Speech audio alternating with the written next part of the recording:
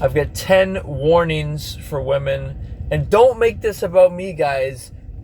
I am a supporter of women having the rights to choose their own life. And I also protect and celebrate the sacred feminine, even if not all women choose to embody it. So I'm going to explain 10 ways that women actually mess up, starting with following men's trends, because men have always made fun of women's bodies and their chest size, and men have always been predatory and promiscuous, and so why can't we do it as women? That's unreasonable logic. That's point number one. Women, now that you do have empowerment, which means freedom, monetary freedom, use that constructively to teach men that, hey, we don't make fun of other people's bodies or their privates, and we don't use our position to manipulate people because we have money or an attractive body. We operate in respect and love. Number two, any concept of dating or talking to someone or seeing each other or we're like each other or interested or boyfriend, girlfriend, partner, all of it, unless it's a life commitment, often seen in marriage, but it doesn't have to be legal, but it should be a public life commitment.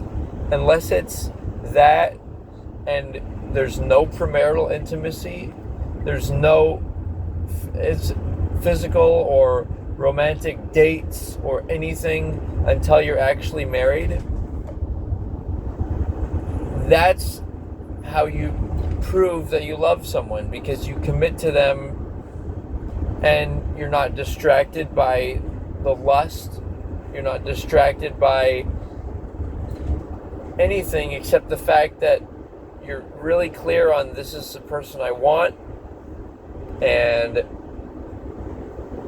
that's point number two, is all of that stuff, all that premarital intimacy, all that freedom is a celebration of, and promiscuity is a way to express freedom. That's all a lie intended to convince women to give up their bodies in order to appease men's interests.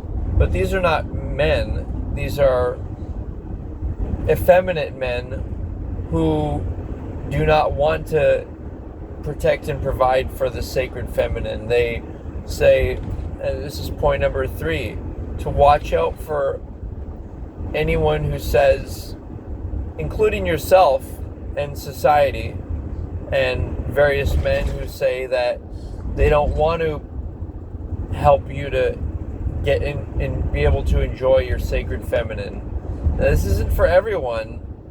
And my friends out there who are women attracted to women, you may be the more masculine one. You can take this insight of that if you're going to also celebrate the sacred feminine, then it's important to actually do that and actually want someone who wants to be feminine. And that doesn't mean that the other person won't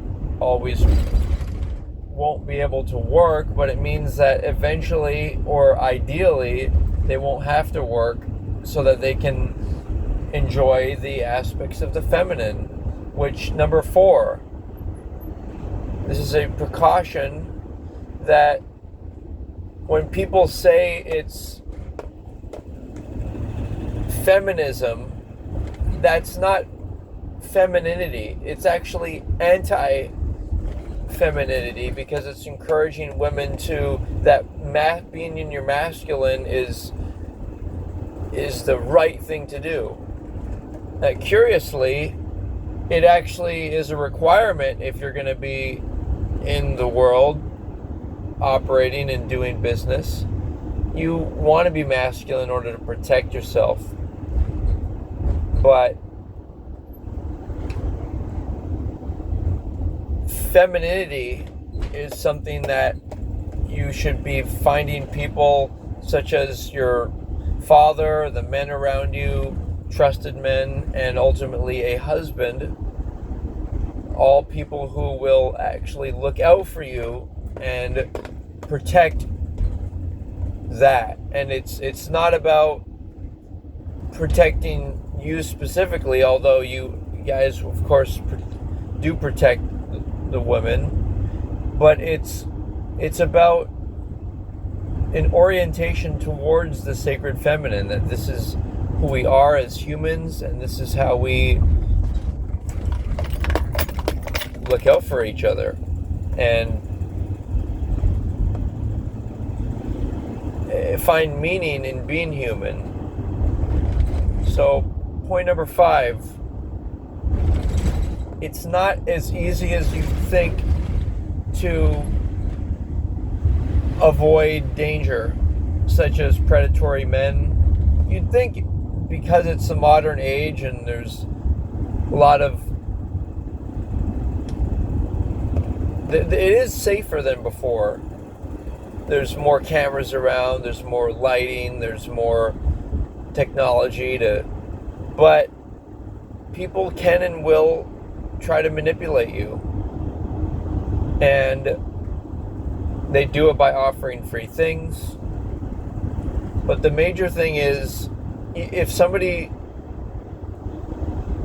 attacks you in an intimate way, then who are you going to be able to tell?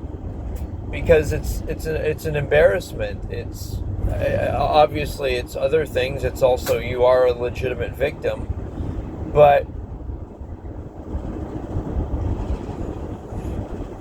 it's not as safe as it would seem out there. So it's better to stick to the men in your life that are legitimate guardians of yours. Notice I use the word guardian. Somebody might be your biological relative, like father or brother, but are they actually your active guardian? For example, they may intend well for you and have sent you to do schooling or whatever it might be, or even go to a school, but there are predatory men there for sure. We know that.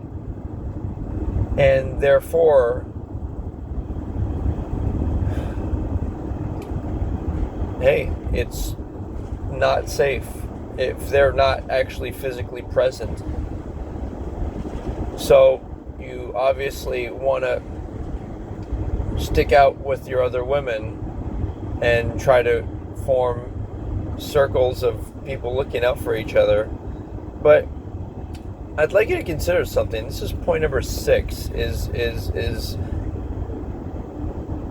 watching out for other women, because as it's men overtly display malevolence of seducing and manipulating women, partially as a game, partially as a pleasure seeking,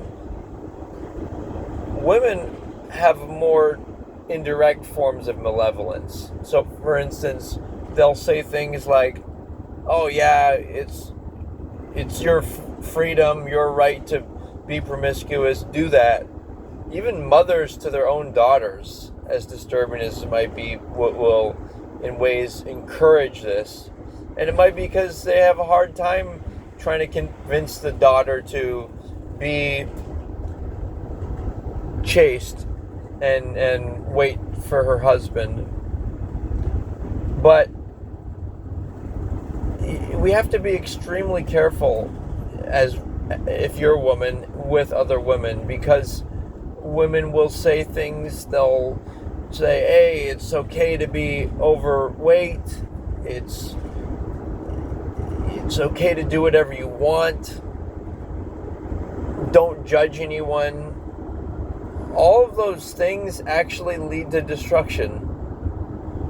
And so watch out for women. Point number 7, a precaution. Start looking at who you would want as an ideal husband. And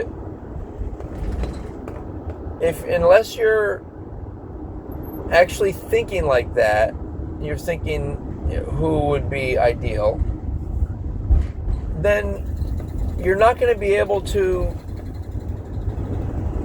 mold yourself and define yourself to think clearly and be preparing to be a wife and mother, if that's the case. And realize that you're submitting to an ideology, which is the sacred feminine, which is finding a man who will protect you and you can follow and be provided for by him so that you can be in your sacred feminine. But you're not following the man blindly. You're not submitting as women don't want to do. What you're doing is you're being very careful and you're ensuring that both you and him are oriented around the sacred feminine. Similar to how people say don't be unequally yoked. If someone is not a Christian, don't be with them if they're a Christian. Same as this, the concept of sacred feminine. The cool thing is it's pretty universal idea, at least when it comes to using it in religions, because many religions will promote the sacred feminine. And so that's a good 7 points. I'm pretty confident with that. And so I'm going to run with that, and more to come in the future, but be careful and discern who you can trust. And actually, here's a point 8, an advisory. Women are off the feminine, the estrogen influenced. That energy is more of a follower energy naturally. So be extra careful. Realize that you will might get charmed or seduced by interesting and like emotional or rich or flashy or whatever it is, appealing looking men. And so, but that's not a good thing, because it's not your husband, and your husband would want you to be pure for him. And remember this, don't think of it as me. Don't make this about me. Don't make it about, oh, I'm insecure, I'm telling women this. It's make it about, for once, make it about your future husband and who you actually want. And obviously that man, that masculine man, is going to want a woman who is pure. And that doesn't mean that you can't re-purify yourself, as it were, because maybe your previous life was flawed. But it's about moving forward in a chaste and cleansed way.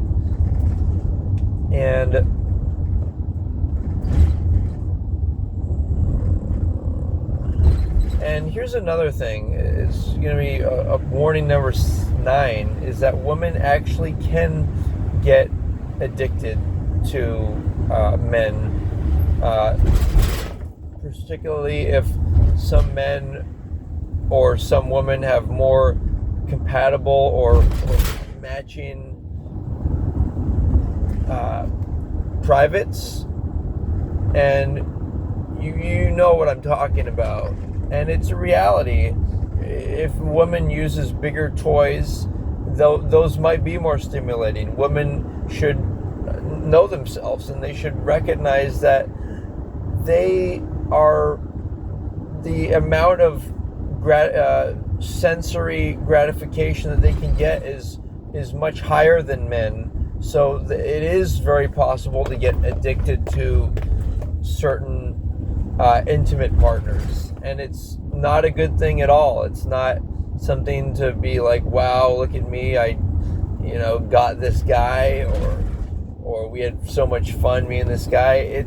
You're going to get attached and addicted, and why would you want to tease yourself and then compare yourself to compare all those people to your future husband? Like, don't mess with your own mind. Be realistic, and don't like complicate your life by creating all these memories of things you don't actually want. So I'm going to cut it there. Appreciate you guys tuning in, and add. How about you add the number 10th one? What's a warning that you'd give to your fellow woman? Or, yeah, what do you think? Thank you guys. Aloha.